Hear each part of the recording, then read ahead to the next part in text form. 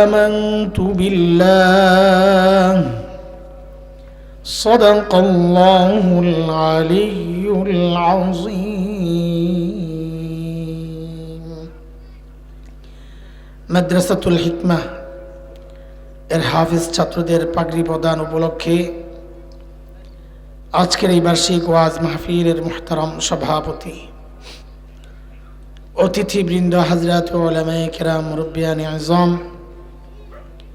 দূর দূরান্ত থেকে আগত ইসলাম প্রিয় সুধী সমাজ, প্রিয় ছাত্র ভাইয়েরা, যুবক বন্ধুরা, পর্দার আড়ালের মা ও বোন, আল্লাহ সুবহানাহু ওয়া তাআলার অশেষ মেহেরবানি, করুণা, দয়া, যে মহান মালিক লাখো কোটি মানুষ থেকে বাছাই করে দ্বীনি এই মজলিসে আমাকে আপনাকে আসার বসার, কিছু কথা বলা ও শোনার তৌফিক দান করেছেন। সেজন্য মহান রবের শুকরিয়া আদায় করি, জবান খুলে প্রাণ খুলে কালিমাতুশ শুকর উচ্চারণ করি, আলহামদুলিল্লাহ। রাত অনেক হয়েছে, আপনাদের ধৈর্যচ্যুতিও ঘটেছে কিছু, আমি বুঝেছি, এবং সেটা সঙ্গত, ঠিকই আছে। এই জন্যে আলোচনা খুব লম্বা করার সুযোগ নাই, অল্প সময়ে জরুরি কিছু কথা আপনাদের সামনে পেশ করে আমি ছেড়ে দিব ইনশাআল্লাহ। কুরআন আল কারীমের সূরাতুল আম্বিয়া এর ৪৭ নম্বর আয়াতটা আমি পড়েছি। আয়াতের শুধু তরজমাটা আগে একটু শোনেন। আল্লাহ বলেন, কিয়ামতের দিন আমি মানুষের আমল মাপার জন্য ইনসাফের দাড়িপাল্লা দাঁড় করাবো। ইনসাফের দাড়িপাল্লা মানি, যেন আল্লাহ নিজেই ব্যাখ্যা দিচ্ছেন, ফালা তুজলামু নাফসুন শাইআ, কারো উপর বিন্দু মাত্র জুলুম হবে না সেদিন। আল্লাহর আদালতে জুলুম বলতে কিছু নাই, এটা দুনিয়ার আদালতের কাজ। দুনিয়ার আদালতে যে অপরাধ করে নাই সে অপরাধী হয়, আর যে অপরাধ করে সে দেশের শাসক হয়। এটা হচ্ছে দুনিয়ার আদালত। গত 16 বছর এগুলো দেখতে দেখতে মানুষ ইজি হয়ে গেছে বিষয়গুলো। আমরা দেখেছি, দুর্ভাগ্যজনক হলেও এই কথা সত্য, কোরআনের পাখি আল্লামা দিলওয়ার হোসেন সাঈদী রাহিমাহুল্লাহ, এই মানুষটা ৭১-এ কাউকে ধর্ষণ করেছেন অথবা ডাকাতি করেছেন, এমন কথা ন্যূনতম বিবেক বুদ্ধি কারো মাথায় থাকলে সে বিশ্বাস করতে পারে না। এটা কে বলতে পারে? ভারতের 5 গোলামরা, যারা নুন রুটি খেয়ে ওদের মস্তিষ্ক বিকৃত ঘটেছে, কালামানিক্যাদের মতো, মুরগি চোরাদের মতো যারা আছে, ওরাই কেবল বিশ্বাস করতে পারে যে এই মানুষটা এই অপরাধগুলোতে জড়িত ছিল। আসলে অপরাধ আরেকটা। আসলে অপরাধ ছিল আধিপত্যবাদী ভারতের বিরুদ্ধে উনি সোচ্চার ছিলেন, জুলুমের বিরুদ্ধে উচ্চকণ্ঠ ছিল। সেই জন্যই জালিমরা চিন্তা করেছে এই কণ্ঠ স্তব্ধ করতে না পারলে আমাদের গদি টান দিবে। তিনি হয়তো দেখে যেতে পারেন নাই, কিন্তু তিনি যা বলে গেছেন সেটা আল্লাহ তাআলা কড়ায় গন্ডায় বুঝিয়ে দিয়েছেন ওদেরকে। বলেছিল আশ্রয়ের জায়গা পাবা না, দাদাদের বাড়িতে যাইতে হবে, ওখানেই যাওয়া লাগছে। আল্লাহ বলেন, ফালা তুজলামু নাফসুন শাইআ, আমার আদালতের সিস্টেম এটা না। আমার আদালতে কারো উপর বিন্দু মাত্র জুলুম হবে না। আরো ব্যাখ্যা দিচ্ছেন আল্লাহ, যেন ওয়া ইন কানা মিসকালা হাববাতিন মিন খারদাল আতাইনা বিহা, কেউ যদি সরিষা দানা পরিমাণ আমলও করে, সেটা গুনাহ হোক বা নেকি, আল্লাহ বলেন যতটুকুই হোক। সূরা জিলজাল 30 নম্বর পারার শেষ দিকের একটা সূরা, ওই সূরার শেষ দিকে আল্লাহ বলেন, ফামান ইয়ামাল মিসকালা যাররাতিন খায়রান ইয়ারা ওয়া মান ইয়ামাল মিসকালা যাররাতিন শাররান ইয়ারা, বিন্দু মাত্র যাররা পরিমাণ আমল যে করবে, সেটা নেকি হোক আর গুনাহ হোক, হাসরের মাঠে এটা শেষ তার সামনে দেখতে পাবে। আমল নামায় আল্লাহ উঠায়া দিবেন। তো আল্লাহ বলেন, আমি বান্দার আমল মাপার জন্য ইনসাফের দাঁড়িপাল্লা দাঁড় করাবো। বান্দার আমল মাপার হিসেবে সেই দিন মানুষের শ্রেণী হবে চারটা। কয়টা? আপনারা পড়া মুখস্থ করেন ভালো করে। সব পুরস্কারই তো দেওয়া হয়েছে, আপনাদের লেগেও একটা পুরস্কার রাখা দরকার ছিল, যে ভালো শ্রোতা যে তার জন্য পুরস্কার। আচ্ছা, এই বছর মনে করে দিয়া যাবো, সামনের বছর যেন ওনারা এই ব্যবস্থাও রাখে, ভালো শ্রোতা অ্যাওয়ার্ড। বয়ানের শেষে যে পুরাটা বয়ান মুখস্থ শোনাইতে পারবে ওরে এই পুরস্কার দেওয়া হবে ইনশাআল্লাহ। হ্যাঁ, এই বছর থেকে শুরু করতাম না, কি কয়? আচ্ছা ঠিক আছে, তোরা চাইলে করুম, অসুবিধা কি মনে করছিস মোতায়েম হিসাবে এত পুরস্কার দিতে পারলো, একটা দিতে পারবো না তো করে একটা রুমাল, অসুবিধা কি? দিয়ে দিব, অসুবিধা নাই। না দিলে আমারটাই দিয়ে দেবো, কোনো সমস্যা নেই। এইবার তাহলে মনোযোগ দিয়ে শুনবেন না, যে যদি হুজুরের রুমালটা পাওয়া যায়। মাশাআল্লাহ, ঠিক আছে চলেন। মানুষের শ্রেণী হবে কয়টা? শ্রেণী এই চারটা কেন হবে একটা সূত্র বলে দেই, তখন আপনারাই বের করতে পারবেন। আচ্ছা, দাড়িপাল্লার পাল্লা থাকে কয়টা? হ্যাঁ, ধরেন এক পাল্লায় আপনি আলু রেখেছেন, আলু তো মাপার জন্য পাশের পাল্লায় কিছু দিতে হবে না এমনি মাপা যাবে? কি দিতে হবে? পাথর। যদি পাথর না দেন তাহলে মাপা যাবে? কেন যাবে না? আমি যা শিখাইয়া দিচ্ছি পরবর্তীতে আপনারা শুধু ওইটাই বলবেন, বারবার জিজ্ঞেস করব। কেন মাপা যাবে না বলেন? পাল্লা একটা খালি। বলেন তো আবার বলেন। আমি আবারও জিজ্ঞেস করি, এক পাল্লায় আলু আছে, আলু, কথার কথা। আরেক পাল্লা খালি, পাথর দেওয়া হয় নাই, মাপা যাবে? কেন যাবে না? ভুলে গেছে, এক পাল্লা খালি, ওইটা বলা লাগবে। এক না বললে তো হিসাব মিলবে না। পাল্লা একটা, বলেন এইভাবে বলেন, পাল্লা একটা। হাসরের মাঠে এমন কিছু মানুষ পাওয়া যাবে যাদের নেকির পাল্লায় নেকি তো আছে, কিন্তু গুনার পাল্লায় একটাও গুনাহ নাই। এবার আপনারাই বলেন, তাদের আমল মাপা যাবে? কেন যাবে না? পাল্লা একটা খালি। এই তো সাবাস, লাইনে আপনারা আইছেন। এই শ্রেণীর মানুষ যাদের নেকির পাল্লায় নেকি আছে, গুনার পাল্লা খালি, তাদের আমল মাপা যাবে না। আবারও বলেন তো কেন? যেহেতু আমল মাপা যাবে না, এই জন্য আল্লাহ তাআলা তাদেরকে কোনো হিসাব ছাড়াই বিনা হিসাবে জান্নাত দিয়ে দিবেন। আবারও জিজ্ঞেস করি, শ্রেণী হবে কয়টা? এক শ্রেণী পাওয়া গেল যাদের নেকির পাল্লায় নেকি আছে, গুনার পাল্লা, তাদের আমল মাপা যাবে?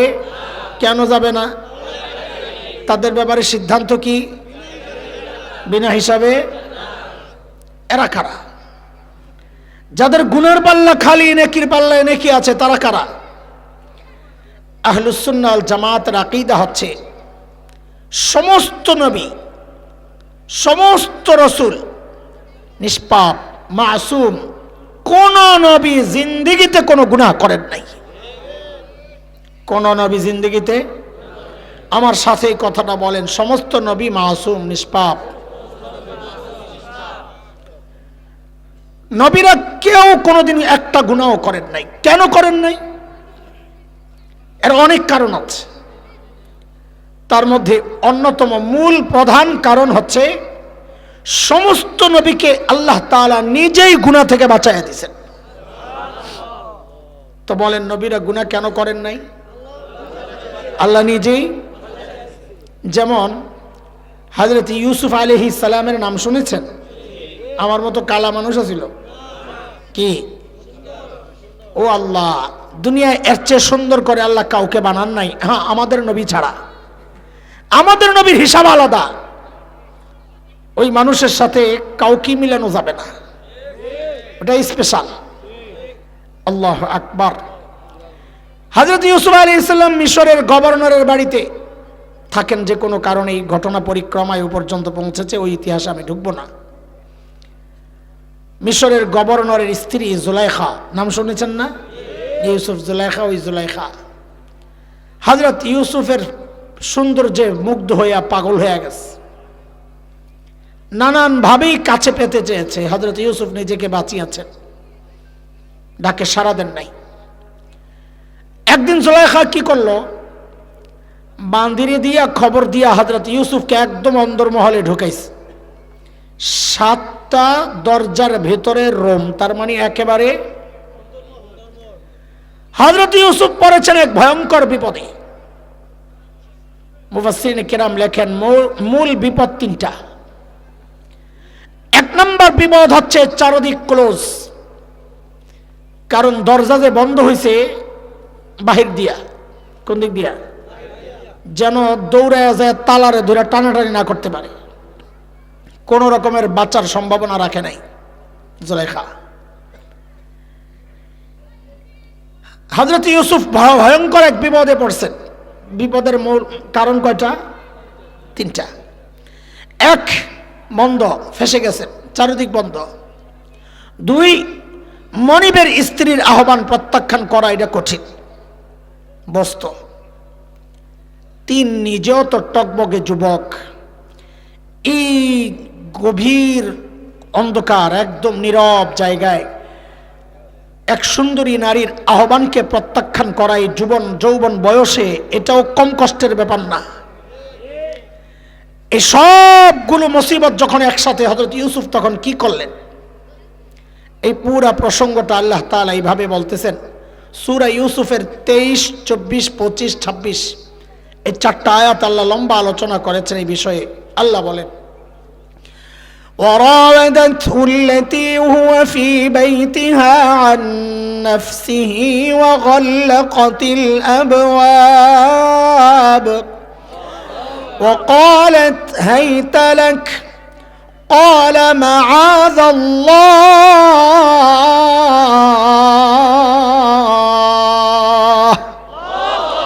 বিপদে পরে হযরত ইউসুফ ডাক দিয়েছেন, ও আল্লাহ আমারে বাঁচান। কারে ডাক দিয়েছেন? ডাক দিয়াই দরজার দিকে ছুটছেন। এটা হলো 23 নম্বর আয়াতের কথা। 24 নম্বর আয়াতে আল্লাহ নিজেই বলতেছেন, খেয়াল করেন সূক্ষ্ম, কাযালিকা লিনাসরিফা আনহু সুআ ওয়াল ফাহশা। আমি ইউসুফকে অন্যায় অশ্লীল কাজ থেকে আমি আল্লাহ নিজে বাঁচাই দিছি। বলেন, হযরত ইউসুফকে কে বাঁচাইছেন? হ্যাঁ, বাঁচানোর প্রক্রিয়াটা কিভাবে বাঁচাইছেন 25 নম্বর আয়াত থেকে আল্লাহ নিজে বলতেছেন কিভাবে বাঁচাইছেন। খেয়াল করেন, واستبق الباب وقدت قميصه من دبر وألف يا سيدها لدى الباب। হযরত ইউসুফ দরজার দিকে ছুটছেন। একটু বলেন, দরজা বাহির দিয়ে বন্ধ ছিল না ভিতর দিয়া? তাহলে উনি কি পাগল যে দরজা বাহির দিয়ে বন্ধ এই দরজার দিকে দৌড় দিবেন? জানেন না এই দরজা খোলার মতো সামর্থ্য আমার নাই? জানতেন না? দৌড় দিছেন কেন? বলে এটা নবীওয়ালা ঈমান। এটা কি? নবীওয়ালা ঈমান। হযরত ইউসুফ চিন্তা করেছেন, আমি যে আল্লাহকে ডাক দিয়েছি ওই আল্লাহ আমাকে একা ছাড়তে পারেন না। ওই চিন্তা করে যখন দৌড় মারছেন, জুলাইখাও পিছনে পিছনে দৌড়, পিছন দিয়া থাবা মারছে, জামার পিছন দিয়া ছিঁড়ে লাইছে। শুধু একবার বলে যান, জামা ছিঁড়ছে কোন দিক দিয়া? যেই খালি দরজার সামনে দাঁড়াইছেন। এখন তো বাংলাদেশে, বিদেশে তো আগের থেকেই দেখছি, বাংলাদেশেও চলে আসছে বহু মার্কেট, অফিস, গ্লাস ডোর যে থাকে সেন্সর করা, সামনে দাঁড়াইলে আসতে খুলে যায়, দেখছেন?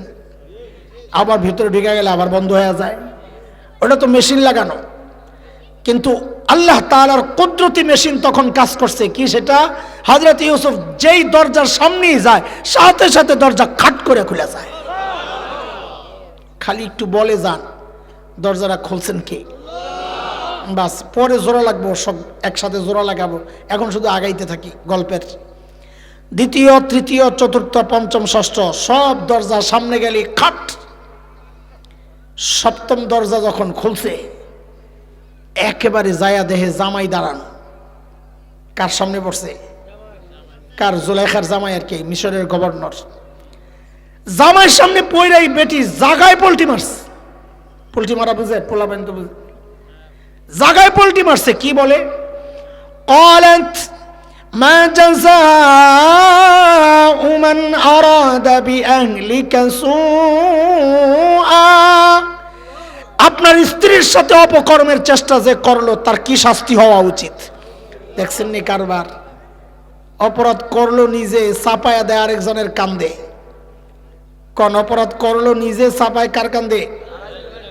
পুরাই হাসিনা স্টাইল, ঠিক না? একামি করছে সারা জিন্দিগি, করে নিজে, চাপায়া দেয় আরেকজনের কান্দে। কি শাস্তি হওয়া উচিত এটা বইলাই আবার কি বলে আস্তে করে জানেন? আমি বলতেছি কি শাস্তি হওয়া উচিত। হয় ওরে আয়নাগরে ঢুকান, ইল্লা ইউসজান। আপনি বলবেন তখন কি আয়নাগর ছিল? ওগো আয়নাগর যেটা ছিল ওইটা আর কি। ইল্লা ইউসজান, হয় জেলখানায় ঢুকান, আও আযাবুন আলীম, অথবা রিমান্ডে নিয়ে কঠিন একটা পিটা লাগাইয়া দেন। অনেক সময় দেখা যায় কঠিন পিটা লাগাইলে অপরাধ না কইরাও কয় হ হ আমি করছি করছি। হয়নি এমন?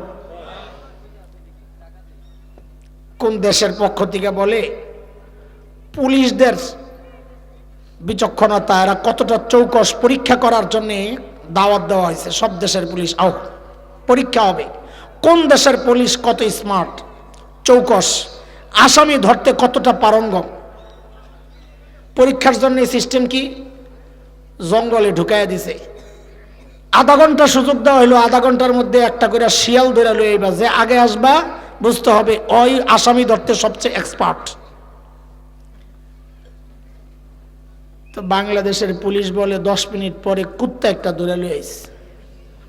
কি কয় মিনিট পর?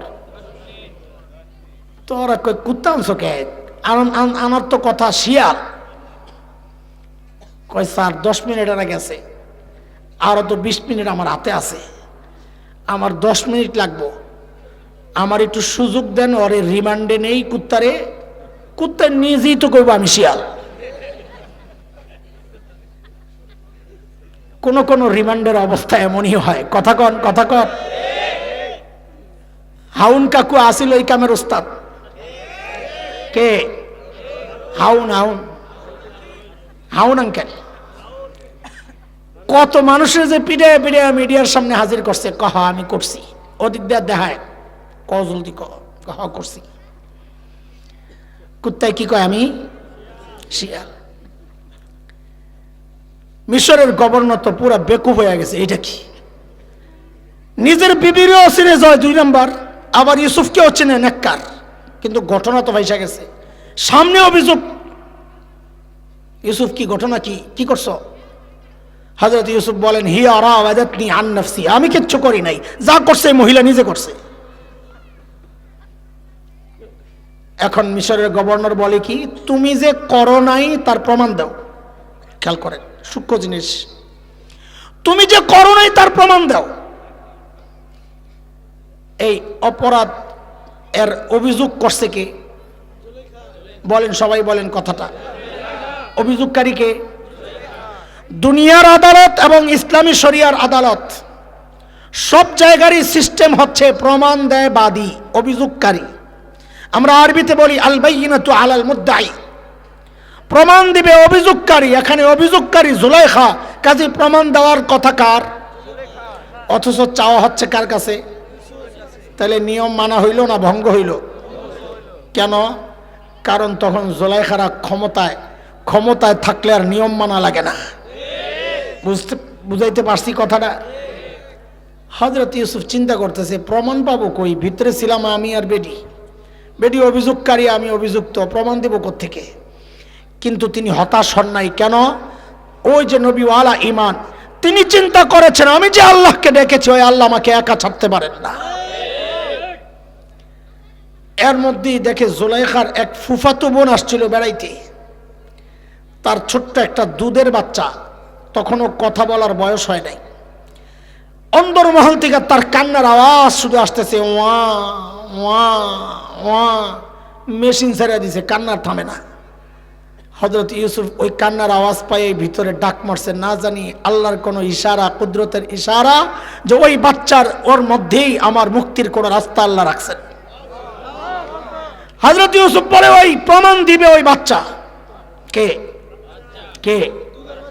আচ্ছা শোনেন তো, আমি যদি আপনার কাছে প্রমাণ চাই, এই তুমি যে কাজটা করো নাই প্রমাণ দাও, আপনি যদি কোন প্রমাণ দিব ওই বাসে, তা আমি কি করবো?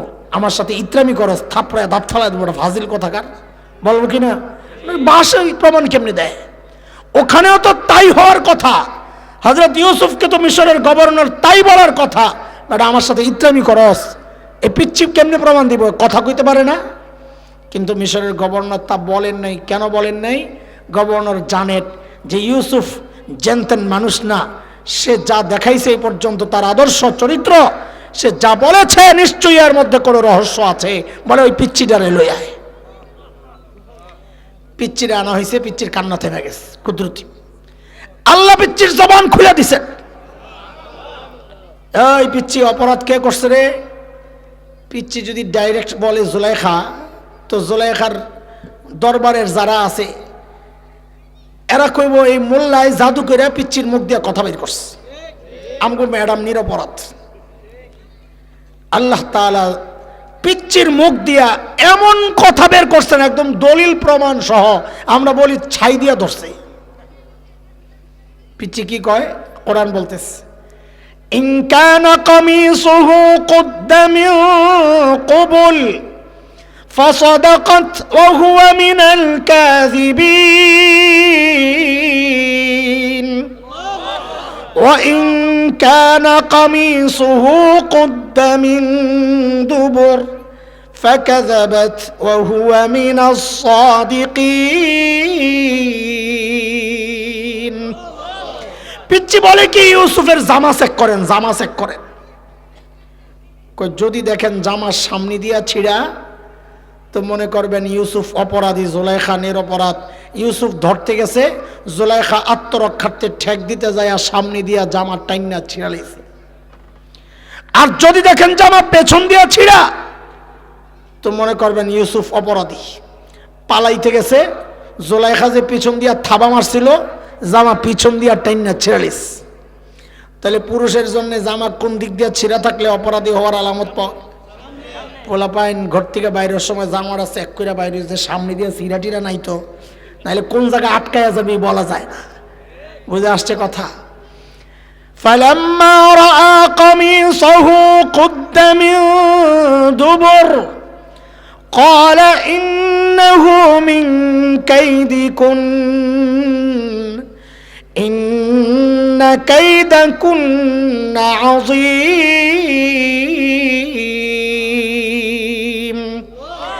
যেই না জামা চেক করে দেখা গেল জামা পেছন দিয়া ছিঁড়া, এবার মিশরের গভর্নর জুলাইখারে বলে, তোরা বেডিরা তখন চক্রান্ত বড় মারাত্মক। ইউসুফ আরিদ আন হাযা, কাউরে কিচ্ছু বইল না, মানিজ্যতের ব্যাপার। জুলাইখা ওয়াস্তাগফিরি লিযামবিক ইন্নাকি কুনতি মিনাল খাতিইন। অপরাধ করছো, তওবা করো। অপরাধ করলে আল্লাহর কাছে তওবা করতে হয়, যার হক নষ্ট করছি তার কাছে নতি স্বীকার করতে হয়।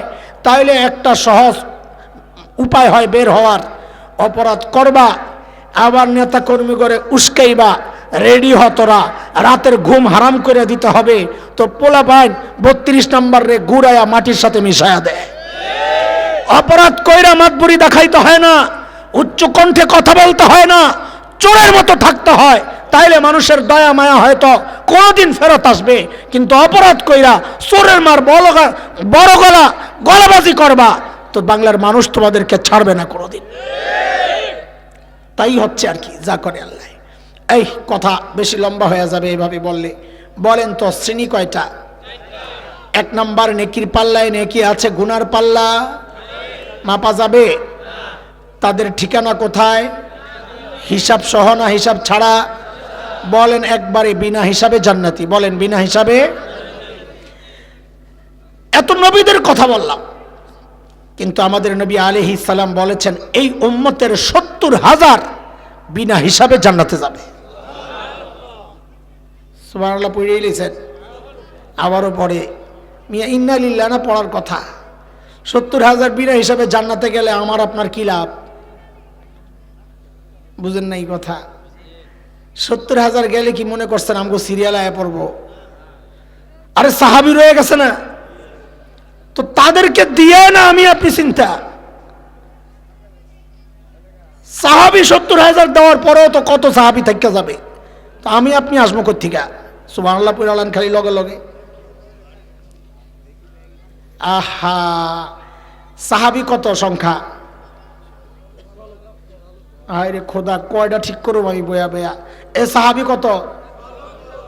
সবাই এক কথাই কইতেছেন, তার এক বিপদ। না না না না, এটা একটা ভুল ছড়াইছে, ভুল। সাহাবী 1.5 লক্ষ ছিলেন না। আরে 1.5 লক্ষ বিদায় হজে নবী আলাইহিস সালামের সাথে শুধু হজ করছেন 1.5 লক্ষ। বুখারীতে আসছে বর্ণনা, শুধু হজ করছেন কত? তো শুধু হজ যদি করেন 1.5 লক্ষ, গুড়া গাড়া কানা লুলা অসুস্থ বুড়া যা আছে সব বুঝি কাঁচায় আয় পড়ছিল হজ করার লেগে?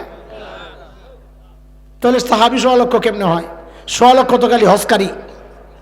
কথা বুঝাইতে পারছি আমি? আমাদের যাত্রাবাড়ির হজরত মাহমুদুল হাসান সাহেব দামাত বারাকাতুহুল আলিয়া হজরত বলেছেন, আনুমানিক তখন 5 লক্ষ সাহাবী ছিল। কত কত? 70,000 যদি বিনা হিসাবে জান্নাতে যায়, তাও তো 4,30,000 রয়ে গেছে। তা আমার আপনার সিরিয়াল আইব কোত্থেকে? কি বুঝছেননি হিসাব? সিরিয়াল এই জন্যে আসতেছে কারণ হাদিসের মধ্যে এটাও আছে, নবী আলাইহিস সালাম বলেছেন, যেই বলার ভাবটা এমন, ওই 70,000 যারা বিনা হিসাবে জান্নাতে যাবে, মূলত তারা এক একজন এক একটা গ্রুপের আমির সাহেব। তাহলে গ্রুপ কয়টা? আরে আমির যদি 70,000 হয়, গ্রুপ কয়টা? জোরে কন। তো নবী বলেন ওই প্রত্যেক গ্রুপে আরো থাকবে 70,000। 70,000 গ্রুপ, প্রত্যেক গ্রুপে 70,000। তা 70,000 পূরণ 70,000 49 কোটি। কত? এই 49 কোটি এই উম্মতের বিনা হিসাবে জান্নাতে যাবে। এবার সুবহানাল্লাহ একটু পড়া যায়, তাও জোরে কয়েন না, আস্তে আস্তে। কেন? আমি আপনি কোথায় 49 কোটির মধ্যে? হ্যাঁ, এতটুকু করা যায়। আল্লাহরে বলবেন, আল্লাহ তুমি তোমার 49 কোটি স্পেশাল বান্দারে জান্নাত দিয়া দাও, তা আমার কোনো কথা নাই, আমি দুর্বল মানুষ। আল্লাহ খাদেম হওয়ার জন্য এত বুজুর্গ তো হওয়া লাগে না। খাদেম তো যে কেউ হয়, আমগুলোকে খাদেমরা থাকে, মূর্খ মানুষরাও খাদেম থাকে। আল্লাহ ওই 49 কোটির খাদেম লাগবো না জুতা ঠিক করার জন্যে, পাও টিপার জন্যে, আল্লাহ আমার দিয়ে দিও, লগে দিয়া 21 সিলাই যদি ঢুকান যায়, পাট তো লইছেন পাও টিপবেন, আর নবী কয় ঢুকলে কমপক্ষে 10 দুনিয়া। আল্লাহু আকবার। চলেন একটু তাড়াতাড়ি করতে হবে, আমাকে জবাব দেন। শ্রেণী কয়টা? 1 নম্বর শ্রেণী যাদের নেকির পাল্লায় নেকি আছে, গুনার পাল্লা খালি। বলেন মাপা যাবে? কেন যাবে না? পাল্লা একটা খালি, তাদের ব্যাপারে ফয়সালা বিনা হিসাবে। 2 নম্বর ঠিক তার উল্টা। উল্টা মানে নেকির পাল্লায় নেকি আছে, গুনার পাল্লা খালি। গুনার পাল্লায় গুনাহ আছে, নেকির পাল্লা খালি। নেকির পাল্লা একটাও নেকি নাই। আচ্ছা, নেকির পাল্লা যদি খালি হয়, গুনার পাল্লায় গুনাহ থাকে, ওই ব্যক্তির আমল মাপা যাবে? কেন যাবে না? জোরে কোন। পাল্লা একটা খালি। আল্লাহ তাদের সম্পর্কে বলেন, ফালা নুকিমু লাহুম ইয়াউমাল কিয়ামাতি ওয়াজনা, আমি ওদের আমল মাপব না বিনা হিসাবে। জোরে বলেন।